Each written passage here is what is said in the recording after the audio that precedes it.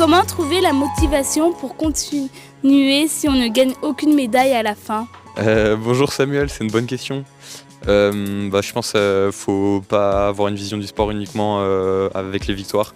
Le sport c'est plutôt une aventure, j'ai l'impression.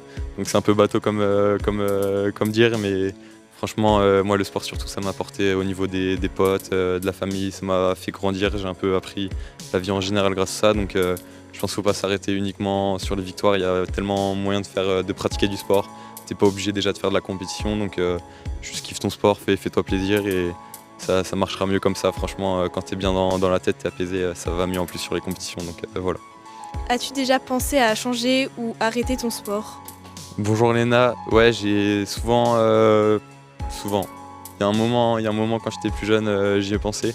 J'ai fait pas mal de sport à côté du kayak, donc j'ai commencé avec l'athlé, après je me suis mis au tennis de table et au handball en même temps que le kayak. Donc quand j'étais petit, j'étais bien branché sport co et encore actuellement. Donc le handball ça m'a vraiment plu et je me suis dit pourquoi pas si ça marche bien. Mais au final j'avais un trop petit gabarit et j'étais pas assez bon, j'avais pas un assez bon bras. Donc j'ai décidé d'arrêter le handball et après parfois le kayak ça n'a pas tout le temps bien marché. J'ai des saisons où j'ai vraiment galéré. Je me suis, comme on disait avant, 0 médaille sur une saison entière et là ça fait mal. Donc j'y ai déjà pensé. Au final je suis content d'avoir continué et d'avoir un peu garder cette passion-là parce que ça m'a apporté tellement de choses jusqu'à maintenant et maintenant je me retrouve là à répondre au micro à des questions comme ça, donc c'est marrant et je suis content. Le sport vous a-t-il changé mentalement? Bonjour Kenan, déjà. Le sport, forcément, ça m'a pas mal changé mentalement, déjà sur le dépassement de soi, la discipline et tout ça. Donc j'ai toujours été un peu paresseux, flemmard et forcément plus tu progresses, plus le volume d'entraînement monte et tu es obligé de t'y adapter ton esprit et ton corps. Donc forcément ça m'a beaucoup appris. Et après même sur les compétitions, même si t'as pas confiance en soi, faire du mieux possible pour toujours atteindre ses objectifs et que ça aille pas dans la tête ou dans le corps, donner le meilleur de soi-même et voilà.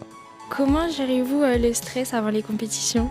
Bonjour Alénois, alors moi je suis pas forcément énormément de prépa mentale, je me suis un peu formé quand j'étais plus jeune, mais cette année j'ai décidé de pas forcément m'entraîner mentalement particulièrement, parce que j'ai l'impression d'avoir plutôt une bonne gestion du stress post-compétition. Donc mes routines plutôt c'est parler avec du monde, avoir un quotidien plutôt classique, j'ai envie de dire, pas se mettre dans une bulle, pas envie de faire forcément une préparation parfaite sur les derniers jours, plutôt faire ce qui te fait plaisir, tout en forcément s'entraînant bien et tout en étant assez strict, mais arrêter de chercher cette perfection qui est un peu au final inaccessible, que ce soit dans le milieu du sport ou dans la vie en général.